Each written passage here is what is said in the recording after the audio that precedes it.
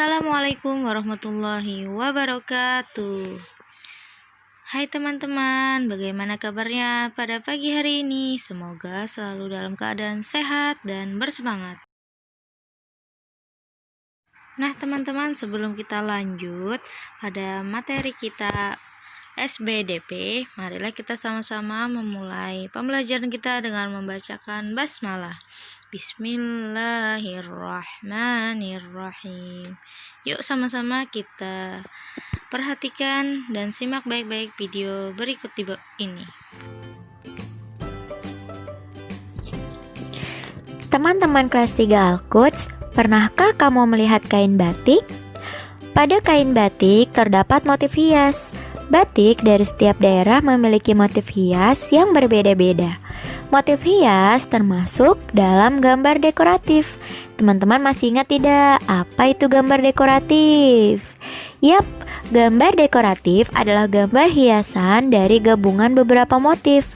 Motif hias pada kain batik umumnya berbentuk hewan, tumbuhan, manusia, atau alam. Oke, teman-teman kelas 3 Al-Quds, siapa yang masih ingat? Waktu itu kita pernah loh mempraktekkan gambar dekoratif. Kita gambar apa ya waktu itu ya? Oke, hebat. Teman-teman kelas 3 Al-Quds, sekarang kita akan belajar motif hias pada kain batik. Ini adalah contoh gambar batik tulis lasem. Yang ini adalah contoh gambar batik kaung. Nah, yang ini adalah contoh batik buketan dari Pekalongan.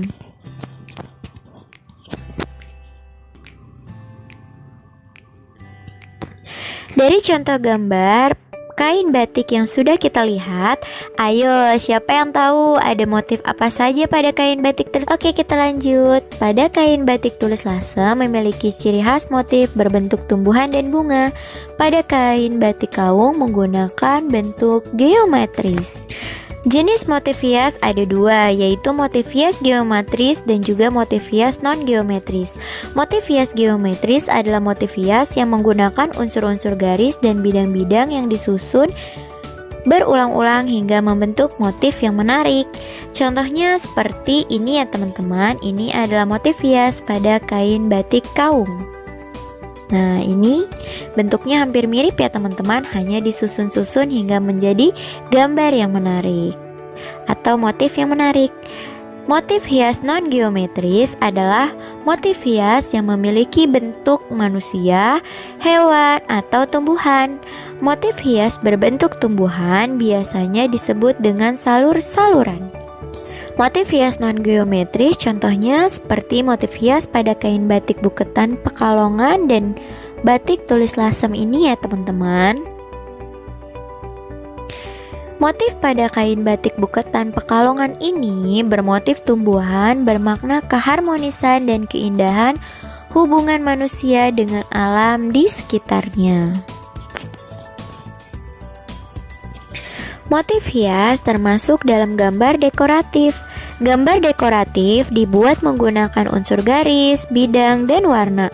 Untuk memperindah tampilannya dapat ditambahkan warna-warna yang menarik ya. Alhamdulillah, kita sudah melewati materi yang pertama. Selanjutnya, kita lanjut kepada materi halaman 180, yakni bahan-bahan yang digunakan untuk membuat karya seni.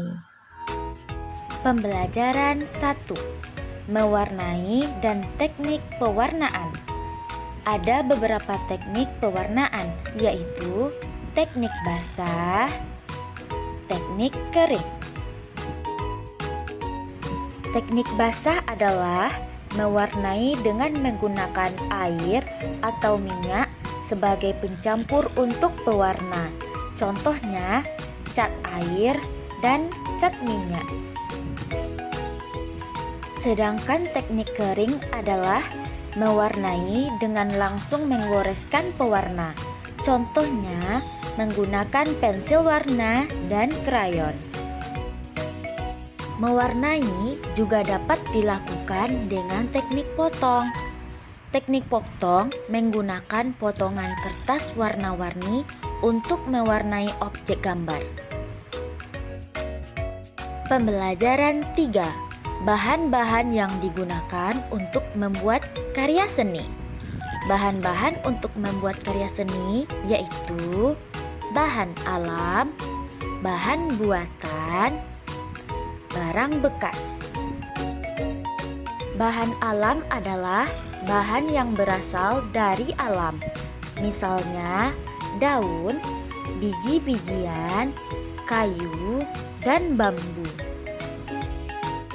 Bahan buatan adalah bahan yang dibuat oleh manusia, misalnya plastik, logam, dan besi. Sedangkan barang bekas adalah barang yang sudah tidak terpakai tetapi masih bisa digunakan kembali. Misalnya kaleng, kain perca, kardus, dan botol. Alhamdulillah teman-teman, kita sudah mengakhiri pembelajaran materi kita tentang SPDP. Semoga pembelajaran Ustazah bermanfaat ya. Ustazah akhiri dengan mengucapkan wassalamualaikum warahmatullahi Tetap wabarakatuh. semangat teman-teman kelas 3.